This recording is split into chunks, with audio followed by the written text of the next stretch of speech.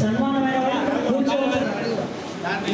మన సన్మానం అంటే చాలా ఆనందం కలుగుతుంది.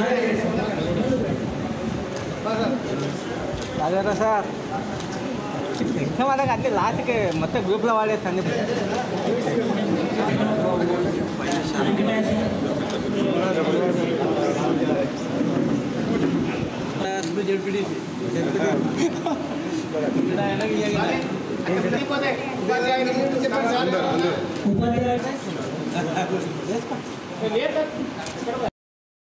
దేశానికి ఒక సూచికలాగా తన జీవితాన్ని మలుపు తిప్పి అందరి మన్ననలు పొంది ఆఖరుకు తన జన్మదినం రోజు ఆ జన్మదిన రోజునే ఉపాధ్యాయ దినోత్సవంగా మార్చుకునేంత స్థాయికి ఎదిగినటువంటి పెద్దలు శివపురం రాధాకృష్ణ గారు. మరి వారి జీవన విధానం, వాళ్ళు అనుసరించిన రీతి మనకందరూ కూడా స్ఫూర్తిదాయకం. వారు సూచించిన మార్గంలో నడిస్తే నిజంగా కూడా మన జీవితం కూడా సార్థకత అవుతుందన్నటువంటి పరిపూర్ణమైన విశ్వాసం నాకు ఉంది. మరి ఆ చక్కటి దినాన్ని విశ్రాంత ఉద్యోగస్తులు నిర్వహించడం ఇది మరీ ఆనందదాయకం.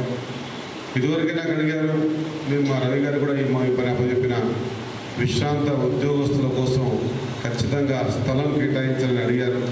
ఖచ్చితంగా చూద్దాం, భగవంతుడు అనుకరిస్తే భగవంతుడితో పాటు మా రవి కొద్ది బాధ్యత తీసుకుంటే వచ్చే సంవత్సరం మీకు కేటాయించిన స్థలంలోనే ఈ కార్యక్రమాన్ని తీసుకునేటువంటి విధంగా మనం కార్యాచరణ తీసుకుందామన్న మాట మరొకసారి గుర్తు చేస్తూ, ఈ దేశానికి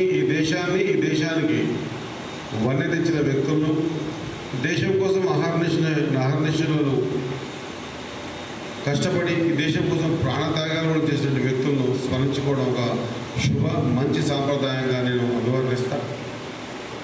వారి ఆలోచన విధానమే ఈరోజు ఈ దేశాన్ని 140 కోట్ల దేశాన్ని నడిపిస్తుందని నేను భావిస్తాను. కాబట్టి ఆయన జయంతి రోజు మీ అందరికి కూడా హృదయపూర్వక ఆయన జన్మదిన శుభాకాంక్షలు తెలియజేస్తూ, ఖచ్చితంగా మీకు కూడా నా నుంచి ఏమన్నా నేను మీ పిల్లగాన్ని మీ అందరి ఆశీర్వాదం వల్ల, మొత్తం నియోజకవర్గ ప్రజల ఆశీర్వాదం వల్ల ఎమ్మెల్యే గెలిచిన వ్యక్తిని. కాబట్టి ఏ అవసరం నా నుంచి ఉన్నా అది నా భాగ్యంగా భావిస్తా.